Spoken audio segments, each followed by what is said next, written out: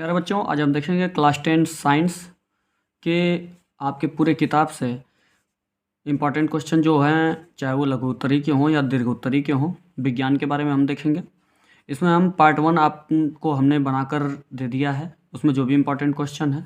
Part 2 ये है आज। इसके बाद हम आप आज देखेंगे और जो कुछ इसमें इम्पॉर्टेंट क्वेश्चन है उसके बारे में आज हम चर्चा करेंगे।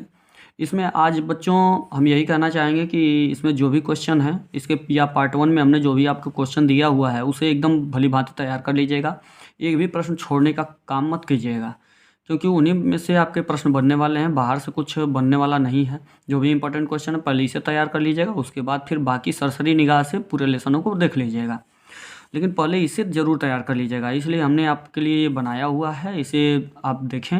और इसमें प्रश्न 1 की बात करें, पहले प्रश्न की, तो इसमें मानव मस्तिष्क के बारे में और सचित्र वर्णन करने के लिए पूछता है, जो कि बहुत इंपॉर्टेंट है। अंतःस्रावी ग्रंथियों से आप क्या समझते हैं या किसे कहते हैं, तो या क्या है, इससे प्रश्न पूछता है। यानी ये पूछता है कि अंतःस्रावी ग्रंथियाँ क्या होती है। स्वपरागण और परपरागण में अंतर पूछता है, जो कि इम्पॉर्टेंट है। और गर्भ निरोधक जो विधियां होती हैं, गर्भ निरोध की जो विभिन्न विधियां होती हैं, यानी बहुत प्रकार की विधियां होती हैं, उनके बारे में ये कौन कौन सी हैं उनके बारे में आपको पूछता है कि कैसे कैसे आपको फिर इसके बाद यहाँ पे कैसी कैसी क्या विधियां होती हैं इसके बारे में। और डीएनए आरएनए में अंतर जो होता है इसके बारे में पूछता है। और फिर आपका जो कि बहुत इंपॉर्टेंट क्वेश्चन है, ये बार बार पूछा जाता है, मनुष्य में लिंग निर्धारण, ये भी पूछे जाने वाला प्रश्न है, जो कि अक्सर बनता है। और लिंग निर्धारण के मतलब कि ये कैसे पता चले कि लड़का या लड़की वगैरह, तो XY वगैरह आप इसमें पढ़ते हैं।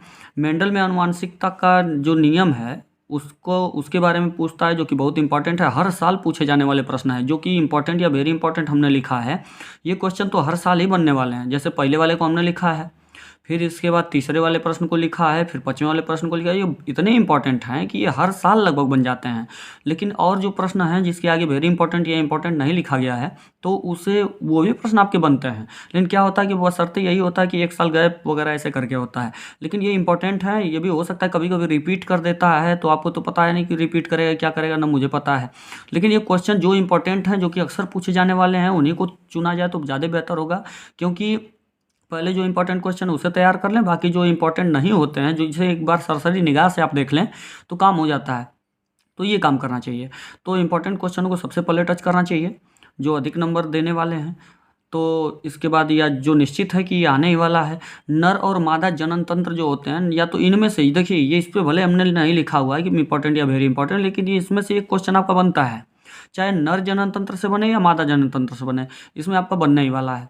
इसके बाद फिर किरण आरेख खींचने के लिए कहता है, और खास करके अवतल दर्पण का किरण आरेख खींचने के लिए ज़्यादातर पूछता है। इसे आप बना लीजिएगा, देख लीजिएगा, थोड़ा आप वो प्रैक्टिस कीजिएगा कि इसका किरण आरेख कैसे बनाया जाता है वगैरह।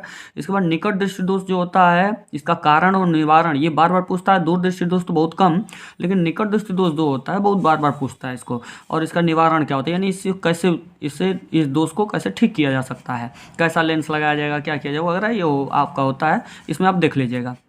और निकट दृष्टि दोष में होता क्या है तो वगैरह इसको भी पढ़ लीजिएगा। तो ये मानव नेत्र का सचित्र वर्णन, यानी मानव नेत्र, ये भी इम्पोर्टेंट है, क्योंकि ये आप इसका चित्र बनाएंगे, चित्र बनाना सीख लेगा। उसके बाद फिर नामांकन करना सीख लीजिएगा कि मतलब कौन सा अंग क्या है चित्र में से, कौन आइरिस है, कौन वगैरह आपकी पुतली है वगैरह, ये सब, या काचा द्रव कौन सा है वगैरह, सब अपना बना लीजिएगा। ये बनाना 1-2 बार आप प्रैक्टिस अगर करेंगे तो हाई स्कूल में पढ़ने वाले स्टूडेंट हैं आप लोगों के लिए काम बच्चों का खेल है। इसके बाद फिर वर्ण विक्षेपण क्या है, इसको आप देख लीजिएगा कि वर्ण विक्षेपण, और उदाहरण देकर समझाना रहेगा। ये छोटा सा क्वेश्चन है। एक ओम का नियम आपका बार बार पूछने वाला प्रश्न है, जो कि हर साल लगभग पूछ देता है। समांतर क्रम संयोजन, बात करें समांतर क्रम संयोजन के सूत्र का सत्यापन कैसे किया जाता है, तो ये सत्यापन आप तैयार कर लीजिएगा। ये कभी बाई चांस पूछ देता है, कभी या तो केवल इसका सूत्र पूछ देता है, तो ये आप तैयार कर लीजिएगा।